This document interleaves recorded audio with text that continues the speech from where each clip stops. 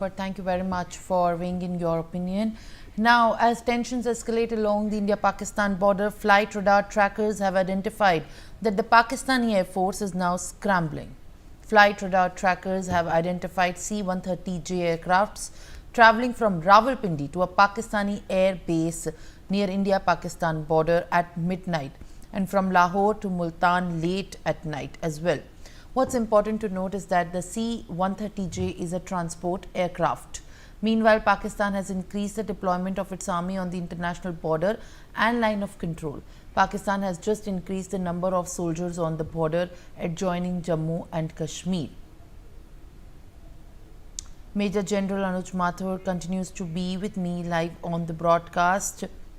As we can see, in fact, in the visuals that are there on our screens, at this point of time, in fact, it seems Pakistan only continues to manage the chaos that it has felt after India has sharply reacted and given a strike against their terrorist actions with the aircraft C-130J coming, which is a transport aircraft coming from Rawalpindi.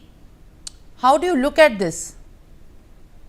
See, Simran, the Pakistanis are scared.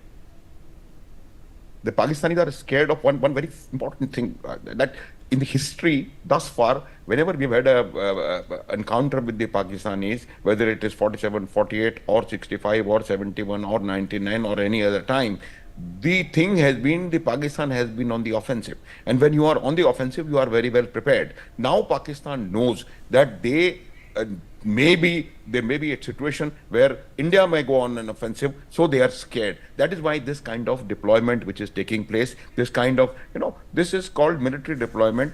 Actually, what happens is, you on the line of control, the armed forces of both the nations are always deployed. And no matter whether that place is tactically dominating or not, the line of control, you are occupying every inch and bit. Now, it is two things. One, activation or deployment of the IB sector, that is international border, which is Akhnur downwards, right down to Kutch, and the movement of reserves. See, Pakistan Army today suffers from a very major disadvantage, that most of their reserves, which are supposed to be, taking care of their eastern theater, that is against India, are currently employed against Balochistan, Khyber Pakhtunkhwa, Afghanistan, and to an extent against Iran. Because Iran also, this is a great, Pakistan is a great country which has three land neighbors, and they are enemies with all three of them. It is so difficult to understand how they can afford to do it. Their economic condition is absolute. They are closing onto a financial chaos, financial crisis. So the issue continues to remain that the Pakistanis are aware that conventionally they are neither anywhere near India's strength or power, and nor can they do anything to the Indian armed forces. See, I will tell you one more thing, Simran, very important, that it is not always the size of the army which matters. What matters is the armed forces which you can employ and apply at the point of decision. And what can be applied at a point of decision is critical. Now, what they should have deployed against on the eastern theater against India is already elsewhere.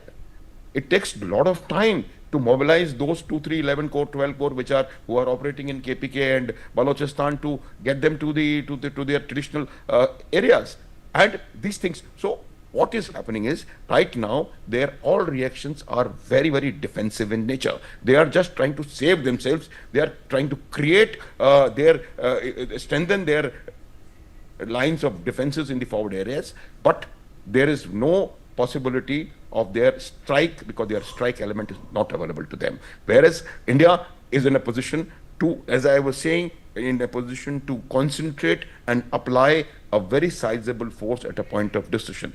Pakistan also knows one thing, that this time around, India is not going to strike the terrorist or terrorist camps or their launch pads. India knows who are the perpetuators, who are the creators of these terrorists, who train them, who prepare them, who employ them, who deploy them, who feed them, and it's happening now. Kasuri Sahab and Hafiz Saeed and everybody else is now sitting hand in hand with the Pakistan army. They all know it. This time around, the strike was going to be, Simran, on the nerves, on the perpetuators, on the creators. It will be on that Islamic radical Islamist, Mr. Munir, or whatever his name is. So the point is very, very clear that Pakistan knows that this time the Prime Minister Modi's response is not going to be concentrated on a small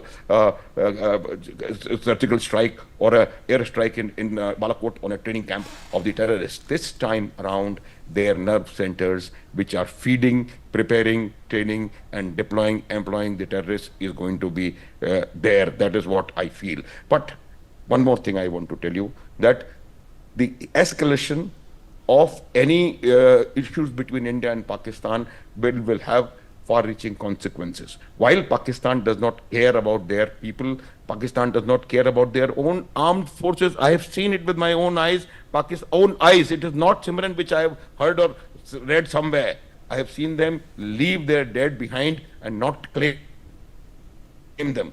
We have to take care of their dead and give them proper funerals or whatever burials.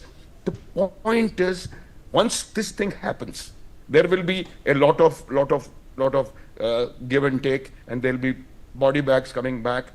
We need to be prepared in case we escalate this to, not we, I mean in case the Pakistanis escalate, but we will make sure this time around that the world knows, that the world knows and gets convinced that Pakistan is a terrorist state. Pakistan is the one which, see, the Musharraf's statement, I want to repeat it.